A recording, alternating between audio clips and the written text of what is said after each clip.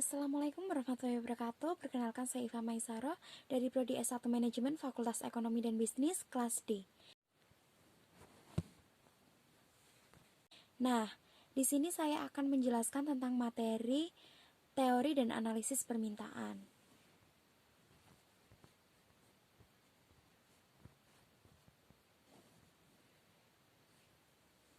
Nah, pembahasan materi ini ada 4, yaitu yang pertama, pengertian permintaan, yang kedua, hukum permintaan, ketiga, kurva permintaan pasar, keempat, elastisitas permintaan. Nah, untuk pengertian permintaan sendiri, permintaan adalah sejumlah barang yang dibeli atau diminta pada suatu harga dan waktu tertentu. Menurut Patman Raharja, permintaan adalah keinginan konsumen pembeli suatu barang pada berbagai tingkat harga selama periode waktu tertentu.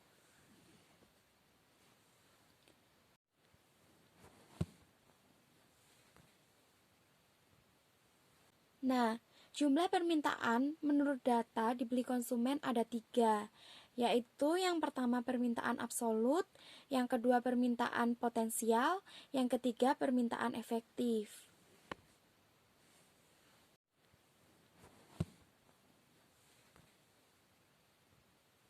Nah, hukum permintaan sendiri yaitu hukum permintaan berbunyi, semakin rendah harga suatu barang yang diminta dan sebaliknya semakin tinggi harga suatu barang, maka jumlah yang diminta akan berkurang.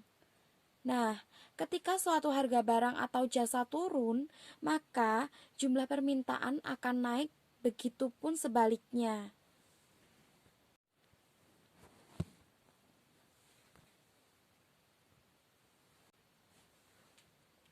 Contoh hukum permintaan.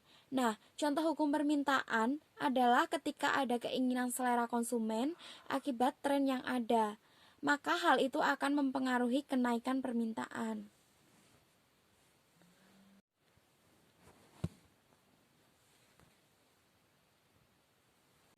Kurva permintaan pasar. Kurva yang menghubungkan kuantitas suatu barang yang akan dibeli oleh semua konsumen di suatu pasar dengan harga yang ditentukan.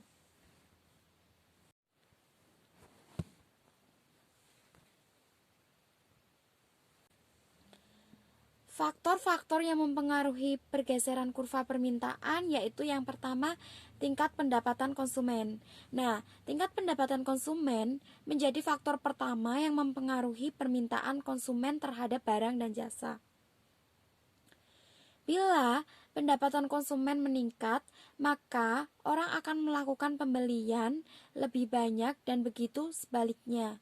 Jika pendapatan konsumen menurun, maka orang akan membeli barang semakin sedikit. Nah, untuk yang kedua yaitu harga barang lain. Faktor selanjutnya dilihat dari harga barang lainnya. Dengan meningkatnya harga barang substitusi, maka permintaan barang akan meningkat dan sebaliknya jika harga substitusi menurun, maka permintaan barang tersebut juga menurun. Nah, untuk yang ketiga, jumlah penduduk. Nah, dengan adanya jumlah penduduk juga menjadi faktor yang mempengaruhi permintaan. Karena jika penduduk di suatu wilayah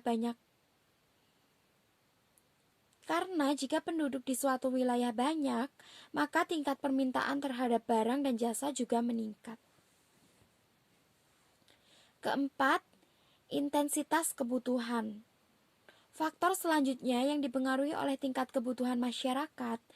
Jadi, semakin penting barang atau jasa untuk memenuhi kebutuhan seseorang, maka jumlah permintaan yang akan semakin meningkat. Misalnya, saat musim hujan, permintaan terhadap payung dan jas hujan meningkat dibandingkan saat musim hujan.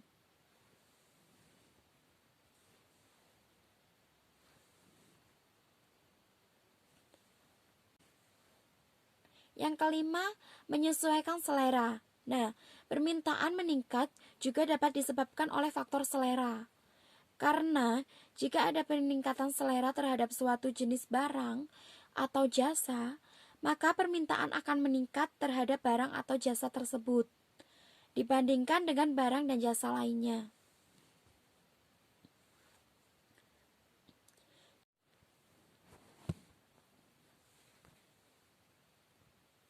Contoh kurva permintaan pasar.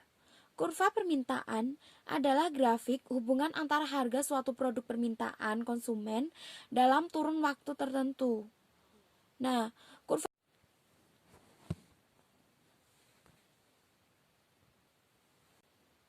kurva permintaan dapat dipresentasikan secara visual maupun grafik. Grafik ini mengacu pada titik harga suatu produk yang ditunjukkan pada sumbu vertikal dan jumlah konsumen yang ditunjukkan oleh sumbu horizontal. Berikut ini gambar kurva permintaan. Nah, dapat kita lihat seperti apa gambar kurva permintaan yang tertera pada gambar ini.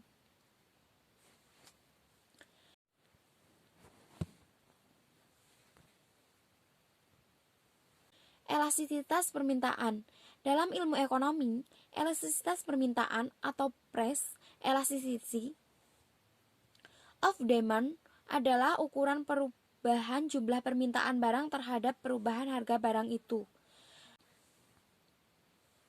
Pada umumnya, jika harga barang naik, kesediaan pembeli untuk membeli barang tersebut akan menurun.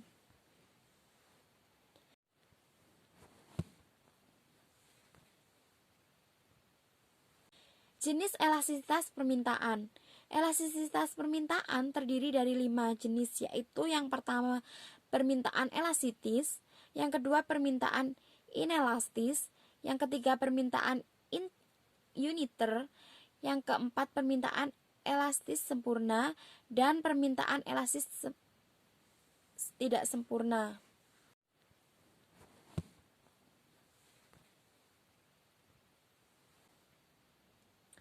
Nah, di sini ada rumus untuk elastisitas.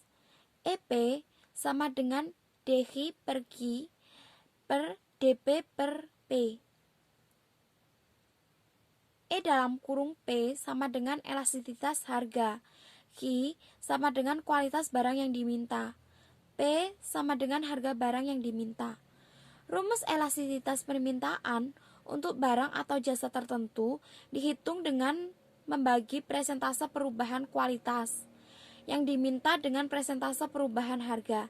Jika hasil bagi elastisitas lebih sama dengan 1, maka permintaan dianggap elastis 1. Hubungan elastisitas harga dan permintaan. Hubungan antara elastisitas harga dan permintaan. Nah, permintaan yang elastis, unitary, inelastis, inelastis sempurna, dan inelastis campuran. Yang pertama yaitu EP lebih besar dari 1, permintaan inelastis, TR naik jika harga turun. Yang kedua, EP sama dengan 1, permintaan elastisitas uniter. Oleh perubahan harga. Yang ketiga, EP lebih kecil dari 1, permintaan inelastis. TR turun jika harga turun. EP sama dengan 0, permintaan inelastis sempurna, terpengaruh perubahan harga. Yang kelima, EP sama dengan negatif 00, permintaan elastis sempurna, terpengaruh perubahan Q karena P tetap. Nah, untuk contoh kurvanya sendiri bisa kita cermati seperti ini. Nah, selanjutnya elastisitas pendapatan.